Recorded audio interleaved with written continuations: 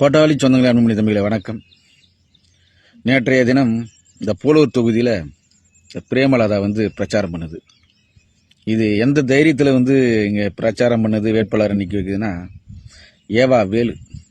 ஏன்னா இந்த திருவண்ணாமலை மாவட்டத்துக்கு திமுகவில் ஏவா வேலு குடும்பம் தான் டான்.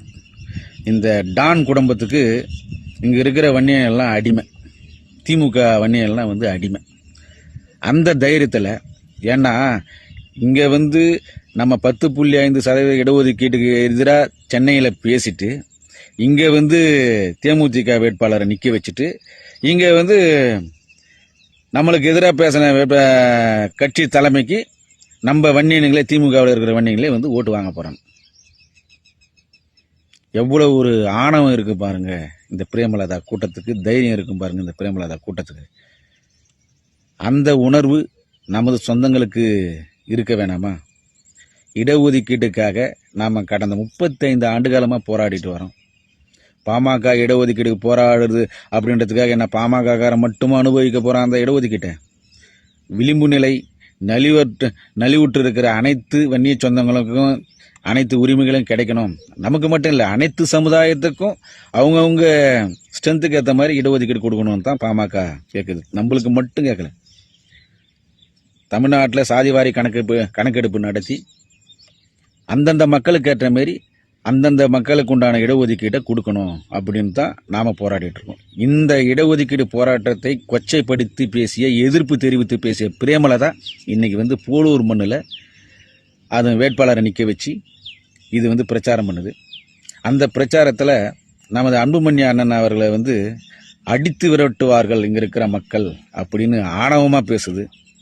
சொந்தங்களே, தயவு செஞ்சு நீங்கள் இதெல்லாம் சிந்திக்கணும். தெலுங்கு லாபி கூட்டம் எவ்வளோ ஒரு ஆணவம் பிடிச்சிருந்தா, எவ்வளோ ஒரு மன தைரியம் இருந்தால் இந்த இடத்துல நம்ம ஓட்டு கேட்க, நம்மளையே தரக்குறைவாக பேசி நம்ம கிட்ட ஓட்டு கேட்பாங்கன்றதை மட்டும் இந்த சொந்தங்கள் சிந்திக்கணும். இந்த பிரேமலதாவை போல் சாதி வெறி பிடித்தவங்க யாருமே கிடையாது. ஏன்னா இப்போ அவன் எதிராளி நம்ம சொல்லுவான், நம்மளை சாதி கட்சி அப்படின்னுவான். நம்ம சாதி கட்சி கிடையாது. ஒரு சமூகம் விளிம்பு நிலையில் இருக்குது தமிழ்நாட்டில், மிகப்பெரிய ஒரு சமூகம். அவங்களுக்கு எல்லா உரிமையும் கிடைக்கணும் அப்படின்னு சொல்லிட்டு நம்ம போராடிக்கிட்டு இருக்கோம். ஆனால் இந்த பிரேமலதா தேசிய முற்போக்கு திராவிட கழகம், சாதி மதம் எதுவுமே கிடையாது அவங்களுக்கு.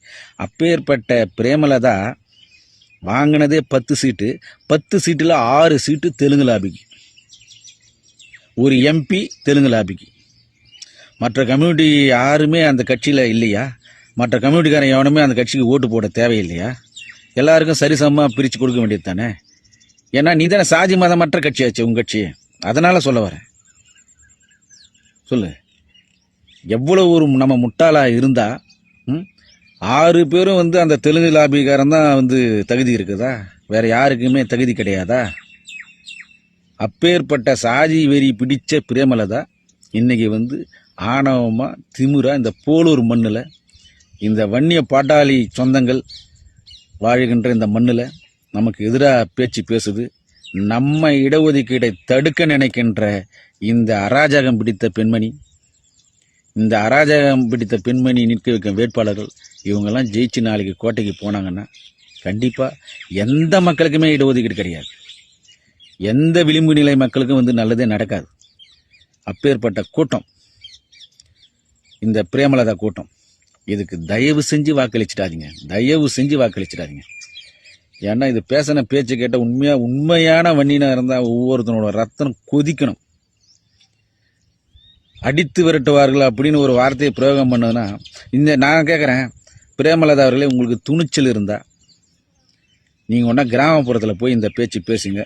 இந்த பேச்சு பேசிட்டு நீங்கள் வெளியே வந்துடுங்க, பார்க்கலாம். அப்புறம் தெரியும் யாரை அடித்து விரட்டுறாங்க அப்படின்னு சொல்லிட்டு. உங்கள் ஆணவம் தலைக்கு மேலே ஏறிச்சு. உங்களுக்கு தக்க பாடம் புகட்ட வேண்டிய நேரம் வந்துடுச்சு. குறிப்பாக இந்த திமுகவில் இருக்கிற வன்னிய சொந்தங்கள் தயவு செஞ்சு இந்த ஒரு முறை சிந்திங்க, தயவு செஞ்சு சிந்திங்க. ஏன்னா திருவண்ணாமலை என்ன ஏவா வேலையோட அப்பன் வீட்டு சொத்தா? இவனுக்கு குடும்பம் தான் பிழைக்கணுமா? இப்போ திருவண்ணாமலையிலேருந்து அப்படியே போலூருக்கு வந்திருக்காங்க. ஏன்னா கொஞ்சம் கொஞ்சமாக இப்போ இடத்த பிடிச்சிக்கிட்டே வராங்க. இதுக்கு வந்து இந்த வன்னிய திமுக வன்னியெல்லாம் வந்து அடிமையாக கிடக்கணும், காலம்பூரா அடிமையாக கிடக்கணும். நான் திருவண்ணாமலை மாவட்டத்துக்கு ஒரு கவர்னர் வந்து மாவட்ட செயலாளர் ஆகக்கூடாதா திமுகவில்? ஒரே ஆள் சிவானந்தன் ஒருத்தன் தான், அவனையும் வந்து இது பண்ணிட்டாங்க. தரணி வந்தன் ஒருத்தன் தான், அவனை பொறுப்பாளராக வச்சுன்ட்டு போயிட்டாங்க. அப்படியே இருந்தாலும் ஏவாவில் எதிர்த்து பேச முடியுமா திருவண்ணாமலை மாவட்டத்தில்? சொல்லுங்கள். கடைசி வரைக்கும் நீங்கள் வந்து திமுக அடிமையா? ஏவாவேலு ஏவாவேலு யாரை கை காட்டணும் அவனுக்கு நீ ஓட்டு போட்டு போகணுமா அப்படின்னு கொஞ்சம் சிந்திச்சு பாருங்க. கொஞ்சமாவது இந்த சமுதாய பற்ற மனசில் வச்சு இந்த முறை இந்த தெலுங்கு ஆணவ லாபி கும்பலுக்கு தக்க செருப்படி கொடுக்கணும். எல்லாரும் வந்து நமது மாம்பாயம் சின்னத்துக்கு வாக்களிக்கணும். அன்பு சொந்தங்களை அன்போடு கேட்டுக்கொள்கிறேன். நன்றி, வணக்கம். சுத்தமான பள்ளி பையன்